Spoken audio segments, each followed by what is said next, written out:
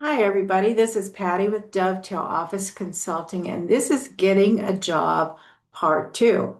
Whether you are right out of high school or the university, or maybe you've been in the workforce a long time, this might help you with the next time you need a job interview. I've been friends or related to some people that worked at the same place a long time.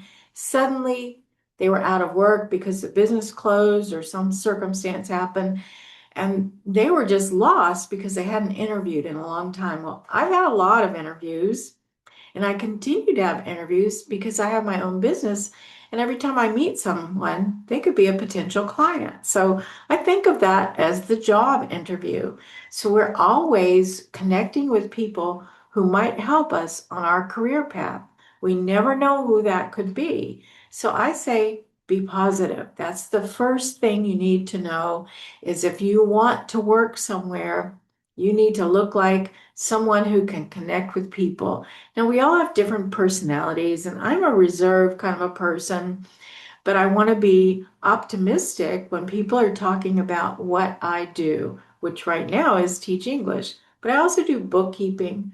I take minutes for an organization in the United States via Zoom. And and I also do a little bookkeeping. So I want people to know about what I do without being pushy or talking about myself too much. But also, I listen for the opportunity when someone says, I have an elderly relative that might need some help with paperwork, or I know someone who needs to speak better English so they can get the job of their dreams.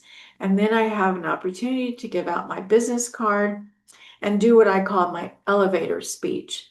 You know, we quickly are in and out of the elevator. So, what could you say to someone in 1 minute to cover what you do or have a capability of doing? So, my 1 minute speech is I teach English.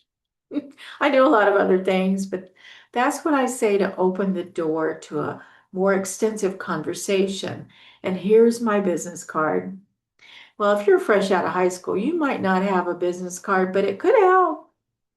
So you never know. You can buy those pretty cheaply. And so that'll make you look a little more professional. So that's one thing, even if you don't currently have a job, you can have your name and contact information on it and give out a business card.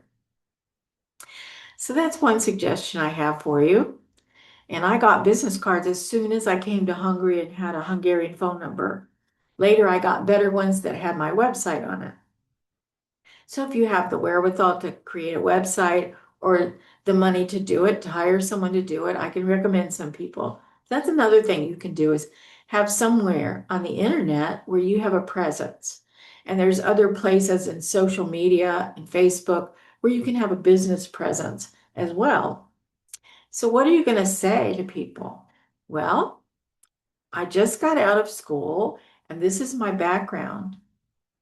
And while I was in school, not only did I study certain topics, but I played sports, I learned music. There's all kinds of things that you can put on your CV or your resume to tell something personal about yourself. My hobbies are I like to travel and I've been to these companies or countries, excuse me.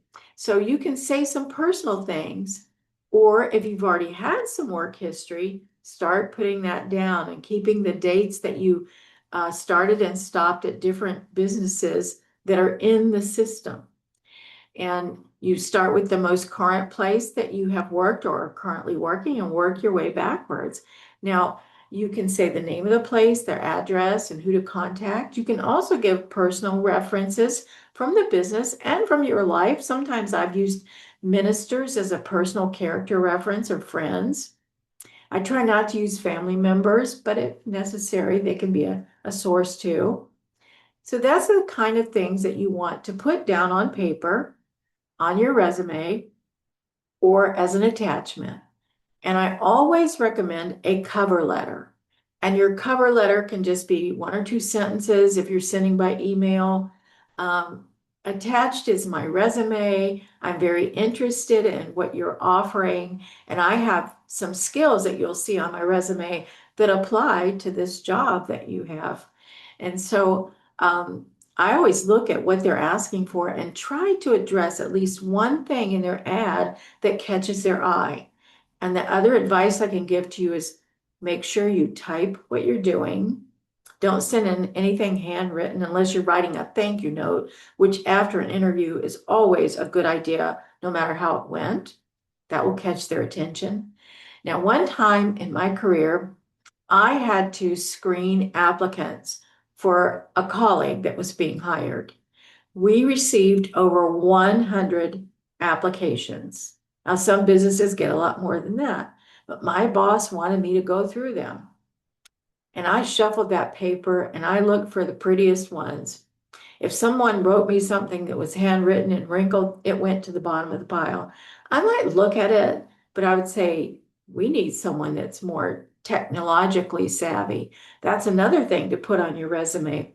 What kind of tech skills? In today's world, you must understand some technology. I am a senior citizen. I know how to operate a website. I know how to do e-commerce. I know how to do all kinds of things that someone my age might not know. And I make sure that other people understand that I can manage these things. And I even manage them in a foreign language, which is really interesting sometimes. My personal assistant set up my utilities on the internet, so I know which buttons to click and push to pay my bills, so she doesn't have to do that for me anymore. And I know how to invoice my clients using a website that's not totally in English. So we can learn as we go. And I always love learning something new. And that's what people are interested in. Would you like to learn something about our company? And I would learn a little history of the person, if it's a celebrity, or the company before I go there, so I can speak to what they are interested in. They want to know what you can do for them, and then they'll do something for you. And I want to say the last thing you talk about in an interview is your salary. Negotiating your salary should not be at the top of your priorities. Um, it should be something in the back of your mind when the opportunity comes up.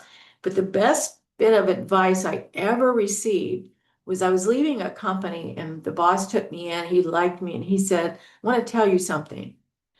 The first raise is the only raise you're ever guaranteed. So when you negotiate for your salary, negotiate high, because that might be the only time you get a raise. And so sometimes if I didn't get a raise at a company, I went somewhere else and I negotiated a little higher than what I was already getting paid. Most of the time that worked well. But I didn't talk about that as soon as I walked in the door. I waited for the company to tell me, or I researched and I knew they provided some benefits. And so research where you're going to go interview, look at their website, look at their employees, try to know as much about them as you can before you get there, and go in with a happy, positive attitude. And in my last video, I talked about one time going to an interview when I was not in good health.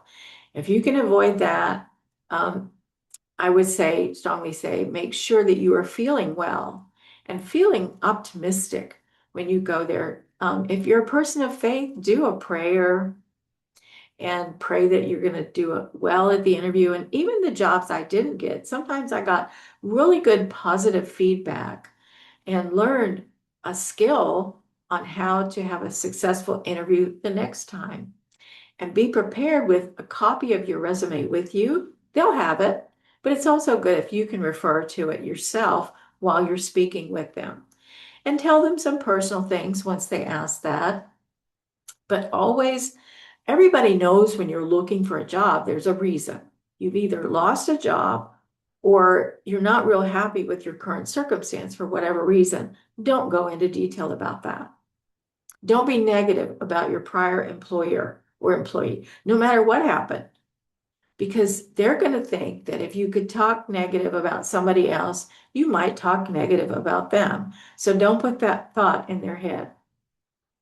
So always, if it comes up, why are you leaving or why did you leave?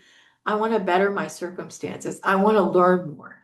Say something positive about your reason for making a change. And so only be positive. They don't need to know the bad stuff. And use good references. Find people, coworkers, or other people that you've worked with Maybe they weren't employees, but maybe they were vendors who could give you, say, I worked with that person and they were really easy to work with, and understand personalities a little bit. There's books about the different personality types, and I have my personal assistant talks about people being red, yellow, green, or blue. And I'm more of a low key person that makes me like lean toward the green blue, but sometimes I can be a red. I can be all the different colors, depends on what day it is. And if you understand that you're talking to a certain personality type, you can speak their language a little better. And so I look at ways to understand those personality types. And so that helps a lot if you can. And there's a really cool video. It's about the 10 types of intelligence. If you can find that on YouTube.